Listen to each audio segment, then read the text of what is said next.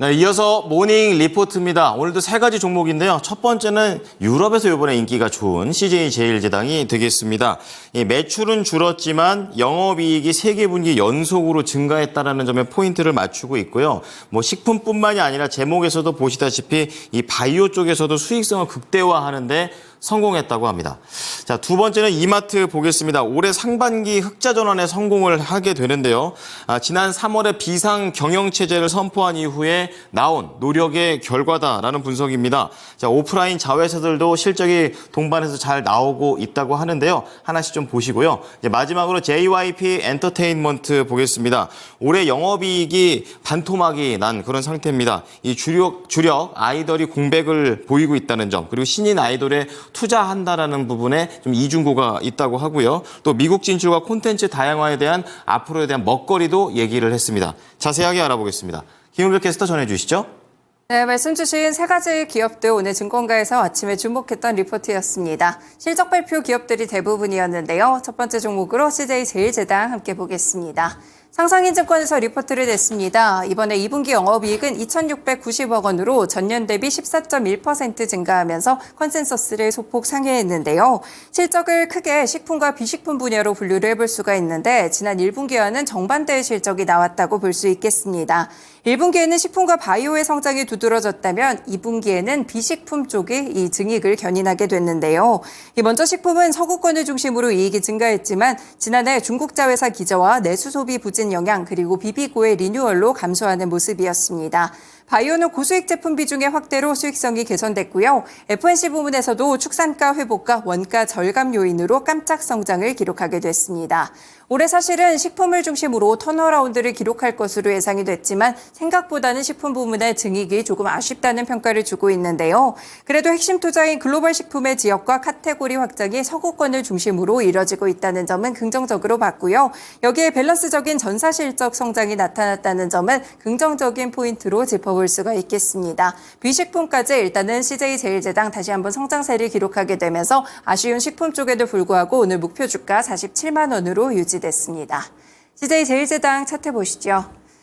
네, 최근의 흐름 살펴보시면요. CJ제일제당 식품주들이 오를 때 동참하면서 큰 폭으로 상승했습니다. 6월까지 고점을 높이다가 7월에는 약간의 조정세에 들어간 모습인데요. 8월에 증시가 흔들릴 때 함께 밀렸다가 최근 들어 턴어라운드가 나타나고 있습니다. 어제장도 급등하게 되면서 결국에 20일 이동평균선을 함께 터치를 했다는 점 체크해 볼 수 있겠습니다.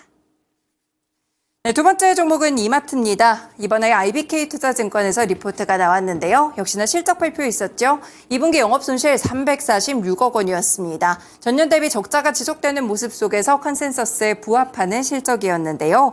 일단 실적은 적자를 이어가고 있지만 리포트에서는 나쁘지 않게 평가를 했습니다. 먼저 수익성인 측면에서 수익성 개선이 지속되고 있는데 할인점에 대한 기존점 성장률은 일회성 비용을 고려했을 때 확실하게 개선되는 양상으로 접어들고 있습니다. 온라인과 스타벅스 코리아 사업부도 빠르게 안정화되고 있는데요. 쓱닷컴과 지마켓도 적자폭을 개선시키면서 사업부가 전반적으로 안정화되는 그런 노력들이 드러나고 있습니다. 일단 지난해 실적 부진의 주요 원인이라고 본다면 신세계 건설이라고 볼 수 있겠는데 그룹사의 수주를 통해서 영업 정상화를 가지 않을까 기대가 되고 있고요. 희망퇴직에 따른 고정비 부담 완화 그리고 비효율 점포 스크랩에 따른 효과도 기대해 볼 수 있겠습니다. 그래서 3분기부터는 실적 우려가 상당히 제한적이다라고 보면서 수익성 개선의 작업이 본격화되고 있다는 점에 포인트를 맞췄는데요. 당분간은 실적 우려가 크지 않을 것이다. 추가적인 주가 하락은 제한적일 것이다라는 평가 속에서 목표가는 7만 원으로 유지됐습니다. 이마트도 차트 보겠습니다. 네, 이마트의 경우에는 사실 굉장히 답답한 주가 흐름을 가져갔었죠. 리포트에서 언급이 되기도 했었지만 한동안 적자가 지속됐기 때문에 이 우려감들을 반영하면서 속절없이 주가가 하락하는 흐름이었습니다. 다만 7월부터는 약간 저점을 만들게 되면서 8월에 약간의 주가 상승세가 느껴지고 있는 양상인데요. 장기 이동평균선 위쪽으로 올라가려는 시도가 나오고 있다는 점 그리고 앞으로의 실적 우려는 제한적일 것이라는 리포트의 평가도 참고해 보시면 좋겠습니다. 네, 마지막 종목으로는 JYP 엔터 살펴보시죠. 오늘 하나증권에서 리포트가 나왔습니다. 2분기 영업이익이 안 좋았는데요. 93억 원으로 전년 대비 80% 이상 하락하면서 어닝 쇼크를 기록하게 됐습니다. 최근에 3분기 연속해서 어닝 쇼크 실적을 내고 있는데 사실 지난해까지만 하더라도 이 단순 일본 매출 지연 반영에 따른 것이었지만 올해부터는 매출이 아닌 비용 쇼크라는 점에서 투자자들의 고민이 깊어지고 있습니다. 주요 매니지먼트 활동이 이번 분기 부재했고요. JYP360이라는 아이돌 굿즈 판매사의 제조 원가가 급증하면서 원가율이 무려 65.2%까지 뛰어 올랐다고 합니다.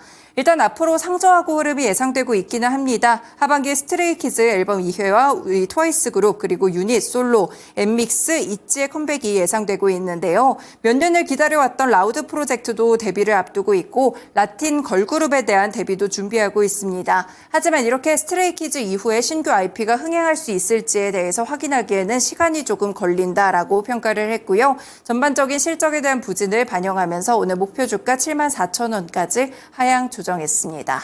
JYP 엔터테인먼트도 함께 보겠습니다.